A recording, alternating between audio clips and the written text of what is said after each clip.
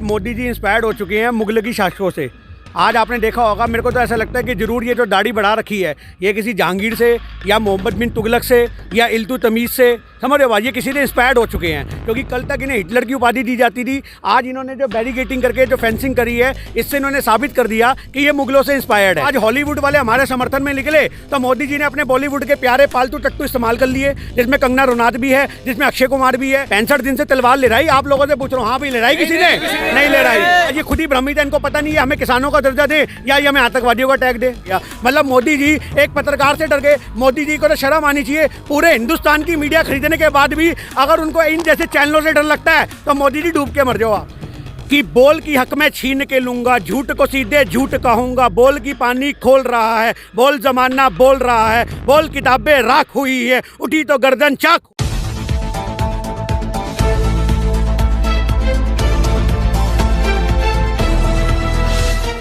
नमस्कार, मैं प्रिया त्यागी और आप देख रहे हैं एमजे खबर। और यहाँ पर सारे किसान भाई मौजूद हैं और मैं गाजीपुर बॉर्डर पर मौजूद हूँ।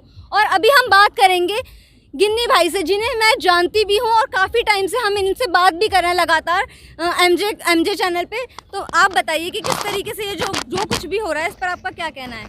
देखिए, सबसे बड़ी बात तो ये है कि मोदी जी इंस्पायर्ड हो चुके हैं मुगलकी शासकों से। आज आपने देखा होगा, मेरे को तो ऐसा लगता है कि ज़रूर ये जो दाढ़ी बढ़ा रखी है ये किसी जहांगीर से या मोहम्मद बिन तुगलक से या इल्तुतमिश से, समझ रहे हो, ये किसी ने इंस्पायर्ड हो चुके हैं। क्योंकि कल तक इन्हें हिटलर की उपाधि दी जाती थी, आज इन्होंने जो बैरिगेटिंग करके जो फेंसिंग करी है इससे इन्होंने साबित कर दिया कि ये मुगलों से इंस्पायर्ड हैं। आज जो ये फेंसिंग की गई है, क्या किसान यहाँ पर कथकली करेगा? मेरे को आप ये बताइए। इन्होंने कहा पत्थर पे नहीं चढ़ेगा, पत्थर पे चढ़ेगा तो जुर्माना हो जाएगा, कोई पत्थर पे चढ़ गया तो उसके ऊपर FIR हो जाएगी। अरे हमें चढ़ने ही क्यों हैं? आप रास्ते खोलो, हम तो सीधा अपना आंदोलन का हिस्सा बनने आए हैं। हम यहाँ पे क्या तारों के ऊपर नाचने आए हैं? आप ये बताइए। उन्होंने तो 26 जनवरी को जो ड्रामा हुआ था उसके डर से लगाए होंगे। आज उन्होंने 26 जनवरी को ड्रामा हुआ क्या? वो ड्रामा कह रहे हैं आप खालिस्तानी हो, आप पाकिस्तानी हो। आज मोदी सरकार लगातार कहती है ये खालिस्तानी या पाकिस्तानी है, तो मोदी सरकार को सोचना चाहिए जो पिछली 10 वार्ताएं हुई हैं, आपने खालिस्तानियों के साथ वार्ताएं करके, आतंकवादियों के वार्ताएं करके UNO में क्या संदेश बताया? क्या भारत एक आतंकवादी देश है? अगर आज आतंकवादियों से 10-10 मीटिंगें होंगी, उसके बाद प्रधानमंत्री अपना बोलेगा कि एक फ़ोन कॉल की दूरी पे हैं, तो क्या प्रधानमंत्री आतंकवादियों के साथ साठगांठ करके बैठा हुआ है? आज तो प्रधानमंत्री को घेरे में लेना चाहिए। मैं तो कहता हूँ UNO को भारत देश के ऊपर, जो हमारी मोदी सरकार है, इनके ऊपर एक टीम बिठानी चाहिए, कमेटी बिठानी चाहिए कि आप लगातार आतंकवादियों से मीटिंग क्यों कर रहे हो। तो ये जो चीज़ है वो नैरेटिव सेट करने की है। मेरी बात को समझो। आज इन्हें खुद ही नहीं पता ये क्या बोलते हैं। एक तरफ ये खालिस्तानी कहते हैं, एक तरफ ये पाकिस्तानी कहते हैं, एक तरफ ये आतंकवादी कहते हैं, दूसरी तरफ कहते हैं ये किसान है। आज ये खुद ही भ्रमित है, इनको पता नहीं है हमें किसानों का दर्जा दे या हमें आतंकवादियों का टैग दे। एक कॉल के लिए, दूरी के लिए बात करिए ना मोदी जी ने, तो आप बात करने के लिए तैयार हैं? अगर वो दोबारा बोलते हैं कि आप बात कर लीजिए। देखिए, सीधी सी बात है, 3 बातें पहले टकेस साहब ने बोल दी हैं कि जब तक 3 बिलों पे बात नहीं होगी हम नहीं आएंगे, जब तक MSP पे बिल नहीं होगा तब तक हम नहीं आएंगे। और जो हमारे 250 आदमी उन्होंने कैद कर रखे हैं जबरन उठा के, जब तक उन्हें रिहा नहीं किया जाएगा, जब तक ये माहौल दोबारा आंदोलन का नहीं बदला जाएगा, हम लोग बात करने नहीं आएंगे। क्योंकि मोदी सरकार आज बात करने के लिए अगर हम जाते हैं तो इसका मतलब हम डरे हुए हैं। जो इन्होंने ये पूरा माहौल बना दिया, ये डर का माहौल जो बनाया गया है, टिकैत साहब जी ने साफ उस दिन बोल दिया था, जब तक ये माहौल नहीं बदलेगा। जो आज से पहले हम लोग यहाँ पे आते थे, हमें एक तीर्थ स्थल लगता था, आज ये सही मायने में एक आंदोलन लगता है। हर आदमी जो यहाँ पे बैठा है उसको डर है कि अभी कोई लाठी चल सकती है, अभी कोई यहाँ पे पुलिस वाले आकर के अपनी जो सेना की टुकड़ी है उसको उतार करके किसानों को पटवा सकते हैं, अभी RSS के बंदे यहाँ पे घुस सकते हैं। तो ये एक डर का माहौल है। टिकैत साहब जी ने उस डर के माहौल को पहले ख़त्म करने की बात की है। उन्होंने कहा है बिल पे बाद में बात होगी, किसान के सम्मान पे उससे पहले बात होगी। आज बिल बाद में है, किसान का सम्मान पहले है। और दूसरी बात, ये बैरिगेटिंग लगाई है, इस माहौल को बदलने की उन्होंने अपील की है। हमारे बंदे रिहा करो तब बात होगी। और जो ये बैरिकेड्स लगाई हैं, ये किस लिए लगाई हैं? हाँ जी, ये बैरिकेड्स जो लगाई गई हैं, उनको लगता है कि आप दोबारा कर सकते हो कुछ भी आप 6 तारीख को, तो वो शांतिपूर्ण होगा या उसमें भी कुछ हंगामा हो सकता है? देखिए, आज वो हंगामा किसान तो करेंगे नहीं। आप इतने समय से देख रहे हो, 65 दिन से भी किसान सिंधु बॉर्डर पे बैठे थे। किसी भाई ने वहाँ तलवार लहराई? अब मुझे ये बताओ, 65 दिन से तलवार लहराई? आप लोगों से पूछ रहा हूँ, हाँ भाई लहराई किसी ने? नहीं लहराई। आपको मैं बता दूं उस दिन तलवार भी क्यों लहराई। सिंधु बॉर्डर पे जब वो RSS के बंदे घुसे हैं, वहाँ पर जो महिलाओं का एक तंबू बना हुआ था, वो तंबू में घुस गए और लगातार किसान भाइयों ने रोका, आशिक भाइयों ने रोका, भाई तंबू में कहाँ जा रहा है, माता बहनों का तंबू है। उन्होंने वहाँ तंबू बाड़ा, तो आज बहन बेटी की रक्षा के लिए उसने तलवार उठाई और हम उस तलवार उठाने वाले का खूब सम्मान करते हैं। अगर ये हमें आतंकवादी कहते हैं तलवार उठाने को, तो आज बहन बेटी की रक्षा करना आतंकवादी है तो सरकार के मुंह पे थू है।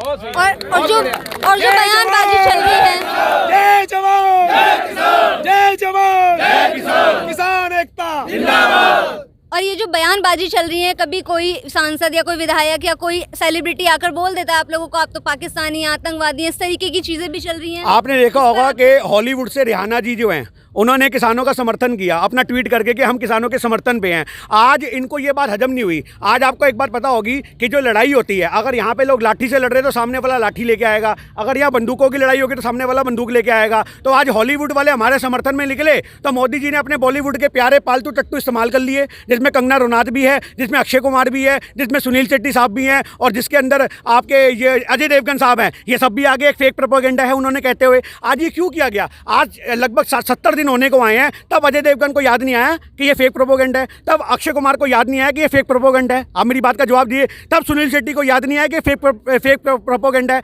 आज इन्हें एकदम से कैसे तीनों को याद आ गया, यानी कि इनका इस्तेमाल किया गया ना हॉलीवुड के खिलाफ, इन्होंने बॉलीवुड का इस्तेमाल किया कि आज ये लोग मैसेज देंगे, क्योंकि आज हमारे मैसेज जो है वहाँ तक नहीं जाएंगे। आज जो एक हॉलीवुड वाले को जवाब देना है, अगर बॉलीवुड वाला ट्वीट करेगा तो उसके ट्वीट वहाँ विदेशों में भी पढ़े जाएंगे। तो यानी कि ये रिहाना जी की आवाज़ को भी दबाने का एक तरीका था।